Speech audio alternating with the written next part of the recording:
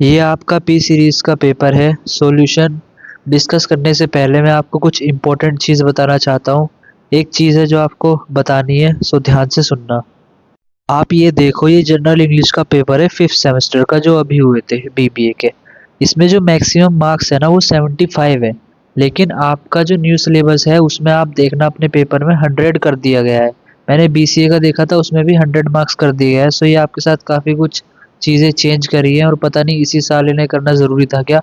पूरा एक तो सारे सब्जेक्ट भी चेंज कर दिए, ऊपर से सिलेबस भी थोड़ा वाइड बना दिया। मतलब टॉपिक्स को ज़्यादा ऐड कर दिया, ज़्यादा डीप पहुंच गए टॉपिक्स में। ये चीज़ें कर दी। ऊपर से पहले क्या होता था, अगर 70 पूरे 100 एमसीक्यू आते थे। मतलब जो अभी सेमेस्टर 5 हुआ था उसमें क्या था, जो एमसीक्यू टाइप के पेपर थे उसमें 100 एमसीक्यू आते थे, और 0.75 मार्क्स का एक एमसीक्यू होता था। तो अगर आप मान लो 20 एमसीक्यू सही करके आ गए, तो 20 इंटू 0.75 करोगे तो आपके आ जाएंगे 15 मार्क्स। और अगर आपके कॉलेज वाले इतने अच्छे हैं, उन्होंने आपको 25 नंबर इंटरनल के दे दिए, तो टोटल मार्क्स कितने हो जाएंगे, 40। आप ओवरऑल पास हो जाओगे। लेकिन इस बार इन्होंने ये ऑब्जेक्टिव टाइप का जो आपका पेपर है एनवायरमेंटल साइंस का, पूरा 100 मार्क्स का कर दिया है। लेकिन पहले 75 मार्क्स के होते थे सारे पेपर। सो ये शायद न्यू एजुकेशन पॉलिसी आई है, उसमें चेंज कर दिया गया है। सो कोई नहीं, हम इसके क्वेश्चंस के आंसर डिस्कस करते हैं। आप बताना कितने आपके मार्क्स आ रहे हैं और कितने आपके सही गए। सो स्टार्ट करते हैं। एक तो आपका पेपर जो है वो टफ बना दिया काफ़ी, ऊपर से इन्होंने ये चीज़ें भी चेंज कर दी। अब आप एक बार चेक कर लेना, आपके पेपर में अगर मैक्सिमम मार्क्स 100 लिखे हैं तो इसका मतलब हर एक क्वेश्चन 1 मार्क्स का है। और अगर 75 लिखा है तो 0.75 मार्क्स का एक क्वेश्चन है। ठीक है। वैसे मैंने बीसीए का देखा था, उसमें 100 ही लिखा था, 100 मार्क्स का मैक्सिमम। सो ये चीज़ें चेंज कर दी हैं। सो पता नहीं क्यों कर रहे हैं आपके साथ ऐसा ही, पर कोई नहीं, स्टार्ट करते हैं। सो क्वेश्चन नंबर 1 का ऑप्शन सी सही है, क्वेश्चन नंबर 2 का ऑप्शन बी सही है, क्वेश्चन नंबर 3 का ऑप्शन ए सही है, क्वेश्चन नंबर 4 का बी, क्वेश्चन नंबर 5 का ए, क्वेश्चन नंबर 6 का ऑप्शन डी सही है, क्वेश्चन नंबर 7 का ए, क्वेश्चन नंबर 8 का डी, क्वेश्चन नंबर 9 का ए, क्वेश्चन नंबर 10 का ऑप्शन ए सही है, क्वेश्चन नंबर 11 का डी, क्वेश्चन नंबर 12 का ऑप्शन बी सही है, क्वेश्चन नंबर 13 का ए, 14th का भी ए है, और 15th का भी ए ऑप्शन सही है। क्वेश्चन नंबर 16, 17, 18 और 19, इन चारों का ऑप्शन बी सही है। ठीक है, चारों का ऑप्शन बी करेक्ट है। सो आगे करते हैं। और अगर आपका मान लो क्यू है, आर है, ये दूसरी सीरीज का है, क्वेश्चन ही सफल होता है, आप वैसे भी चेक कर सकते हो, ऊपर नीचे क्वेश्चन हो जाते हैं। आप देख देख के ऑप्शन सही कर सकते हो। आगे करते हैं।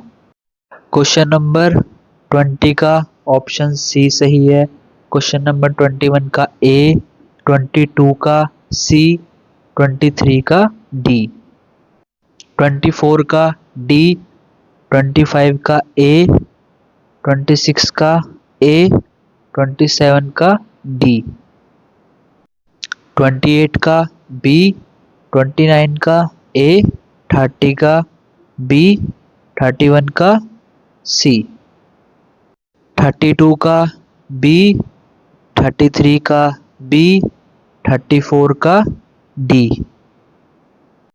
35 का बी, 36 का सी, 37 का बी, 38 का सी, 39 का सी ऑप्शन सही है।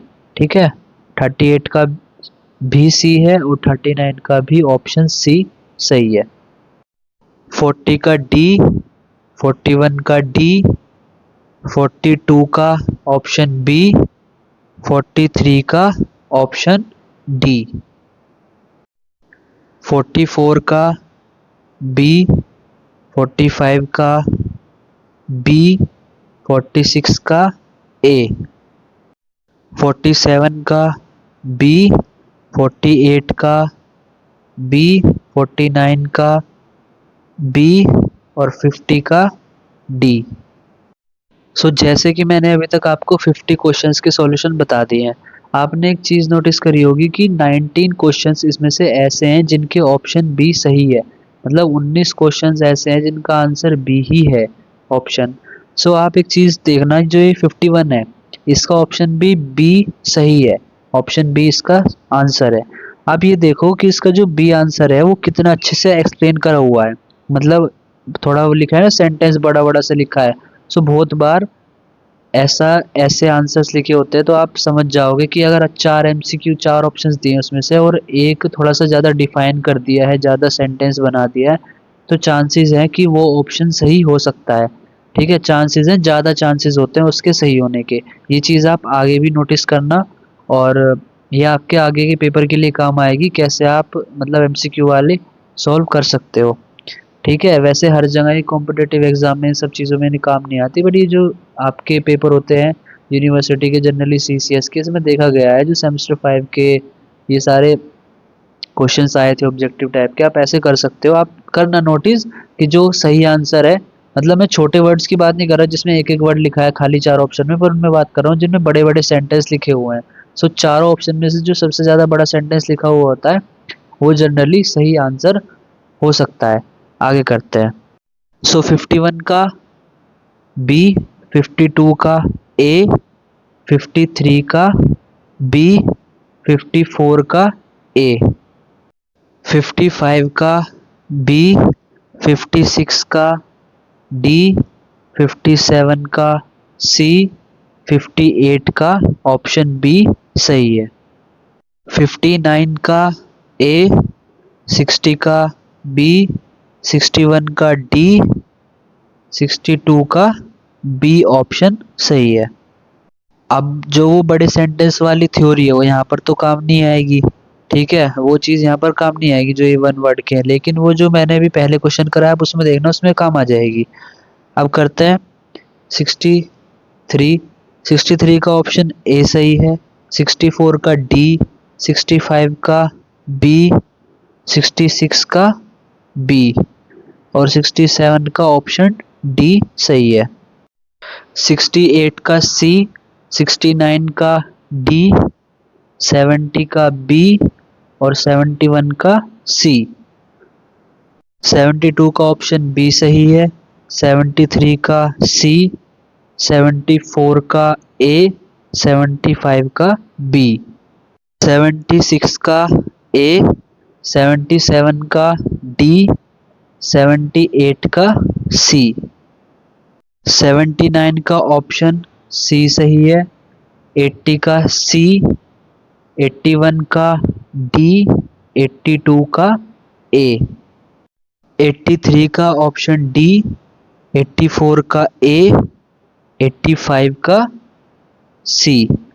अब आप ये चीज़ नोटिस करो कि जो ऑप्शन नंबर 84 का जो ऑप्शन नंबर ए है वो कितना ज़्यादा डिफाइन करा हुआ है, सेंटेंस कितना बड़ा है। आप उसको क्वेश्चन से भी साथ में रिलेट करके आप जब देखोगे ना तो आपको सही आंसर पता चल जाएगा। 84 का ए है, ठीक है। सो आप देखो, जो पहले मैंने कहा था ना कि थोड़ा बड़ा सेंटेंस होगा, लिखा होगा, अच्छे से एक्सप्लेन किया होगा, वो आपका सही ऑप्शन उसके होने के ज़्यादा चांसेस होते हैं। ठीक है, आगे करते हैं। 86 का सी, 87 का ए, 88 का बी, 89 का सी। और एक चीज़ याद रखना, जनरली जो डेफिनेशन वाले क्वेश्चन होते हैं ना, ये चीज़ वहाँ पर काम करती है जो मैंने भी बताई आपको पहले। सो 90 का ऑप्शन ए, 91 का बी, 92 का ए, 93 का बी ऑप्शन सही है। 94 का ऑप्शन ए, 95 का डी, 96 का सी, 97 का सी, 98 का ए, 99 का ऑप्शन बी और 100 का बी। सो आपने ओवरऑल ये देखा होगा, जनरली पूरे क्वेश्चन पेपर में ज़्यादातर ऑप्शंस के आंसर बी आ रहे हैं। सो टोटल 100 में से 35 क्वेश्चंस ऐसे हैं जिनके ऑप्शन बी सही हैं। ठीक है, सो आप चीज़ें ही ऐसे इस्तेमाल कर सकते हो, देख सकते हो आप कि ज़्यादातर ऑप्शंस कौन कौन से रिपीट हो रहे हैं, किसके आंसर आ रहे हैं, आपके आगे के पेपर में काम आ सकते हैं। क्योंकि आपका पूरी चीज़ें ही चेंज कर दिया। आप खुद सोचो, पहले 75 मार्क्स का पेपर होता था, आपको एक इंटरनल में एडवांटेज मिल जाता था, लेकिन अब वो भी चेंज कर दिया आपके लिए, तो बहुत दिक्कतें दिक्कतें हो गई है ना आपके लिए एक तरीके से। आप तो 12th करके आए, फिर यहाँ भी फंस गए आगे पेपरों में। सो ऐसी चीज़ें नहीं होनी चाहिए थी, अब क्या करें, हो गई। सो क्योंकि पहले 25 मार्क्स इंटरनल में आपके कॉलेज के पास रहते थे। अगर आपको कॉलेज वालों ने खुश होकर 25 में से 20 मार्क्स भी दे दिए, ठीक है, दूसरे पेपर में तो आपके पास एडवांटेज है 75 मार्क्स के जो हुए हैं आपके। लेकिन ये एमसीक्यू टाइप का आप देख लेना, मैक्सिमम मार्क्स अगर वहाँ पर 100 लिखा है जो कि मैंने बताया, तो एक एक मार्क्स का ही होगा। वरना अगर 75 मार्क्स लिखा है तो 0.75 मार्क्स का एक क्वेश्चन होगा। सो अगर ये रूल होता तो क्या होता कि आप 20 क्वेश्चन सही करके आते, 50 नंबर आपके उसमें मिल जाते, 25 में से 25 अगर आपके इंटरनल में मिल जाते, जो कि बहुत कम बच्चों को मिलते हैं। सो आप ओवरऑल पास हो जाते। सो एमसीक्यू टाइप में ये प्रॉब्लम आपके लिए क्रिएट कर दिया। अब ये पता नहीं आगे कौन कौन से पेपर में होगा, देखते हैं। सो मिलते हैं अगली वीडियो में। तब तक के लिए आप चेक करके बताना कितने आपके ऑप्शन सही गए, कितने आपके मार्क्स आ रहे हैं। सो मिलते हैं अगली वीडियो में। Thank you, bye.